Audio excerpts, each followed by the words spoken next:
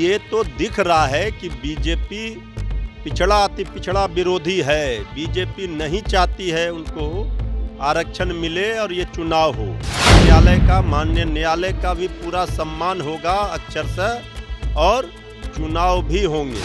माननीय न्यायालय के फैसले पर कोई राजनीतिक रोटी नहीं सेकना चाहिए। माननीय न्यायालय का फैसला ठीक से पहले पढ़ने लो। और ये जो है कह रहे हैं इनको दिखा करके, इनसे पूछ करके सरकार काम करेगी। दिल्ली की सरकार क्या कर रही है सबको पता है, इसलिए ज्यादा मुंह न खुलवाए। आखिर चुनाव से भाग क्यों रही है? अभी तो इसी चुनाव से बीजेपी भाग रही है। अभी तो 24 और 25 बाकी है, उसमें क्या होगा? उसमें तो पैदल भागना होगा इधर। नमस्कार, देख रहे हैं लाइव स्ट्रीम। मैं आपके साथ प्रिय। देखिए, बिहार के पूर्व उप मुख्यमंत्री सुशील कुमार मोदी ने जो नगर इकाई चुनाव का डेट अनाउंस हुआ है उसको लेकर अब बयान दे दिया। सुशील कुमार मोदी का कहना है कि सरकार जो चुनाव करवाना चाह रहा है वो कभी भी रुक सकता है। इसी पे बात करने के लिए हमारे साथ आरजेडी के प्रवक्ता है मृत्युंजय तिवारी। सुशील कुमार मोदी बयान दे रहे हैं चुनाव कभी भी रुक सकता है नगर इकाई फिर से। भाई बयान बहादुर बनने के चक्कर में वो कुछ भी बोल देते हैं।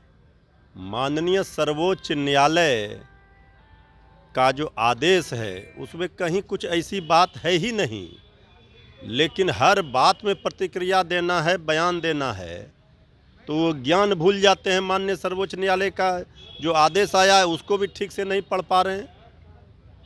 ये तो दिख रहा है कि बीजेपी पिछड़ा अति पिछड़ा विरोधी है। बीजेपी नहीं चाहती है उनको आरक्षण मिले और ये चुनाव हो। माननीय सर्वोच्च न्यायालय का, माननीय न्यायालय का भी पूरा सम्मान होगा अक्षरशः, और चुनाव भी होंगे। ये एक्सपोज पूरी तरह से बीजेपी होंगे।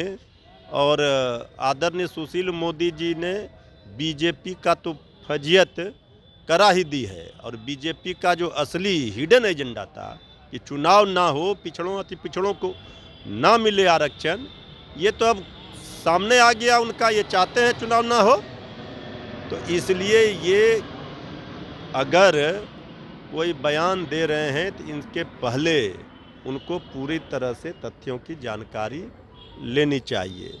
इस सरकार में जब से ये सरकार बनी है तब से तो वो हर चीज़ का विरोध कर ही रहे हैं। अब तो विपक्ष के नेता जो बिहार में बने हैं वो तो उन्हीं को बेरोजगार कर देंगे। वो इनको तो रोजगार मिल गया। आदरणीय सुशील मोदी जी के बयान का कोई मायने मतलब नहीं है। ये माननीय न्यायालय के फैसले पर कोई राजनीतिक रोटी नहीं सेकना चाहिए। माननीय न्यायालय का फैसला ठीक से पहले पढ़ लेना चाहिए। वो कह रहे हैं कि जो रिपोर्ट पेश किया गया वो रिपोर्ट लोगों तक क्यों नहीं दिखाया जा रहा है? अरे सब चीज़ बीजेपी को दिखा के करेंगे। केंद्र की सरकार कौन कौन रिपोर्ट क्या क्या कर रही है वो दिखा करके करती है।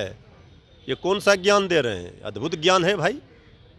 न सरकार बीजेपी को दिखा कर करेगी। सरकार तो जो लोगों को दिखाना है दिखा ही रही है। नियुक्ति दे रही है, नौजवानों को रोजगार दे रही है।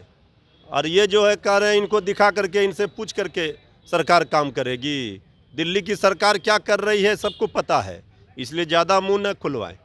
अच्छा, एक सवाल और है। सुशील कुमार मोदी जो प्रत्याशी है उनको सतर्क कर रहे हैं कि बच जाइए, पैसा अगर बर्बाद कर रहे हैं तो चुनाव रुक भी सकता है। देखिए, दरअसल ये है, इसलिए वो इस तरह का बयान दे रहे हैं।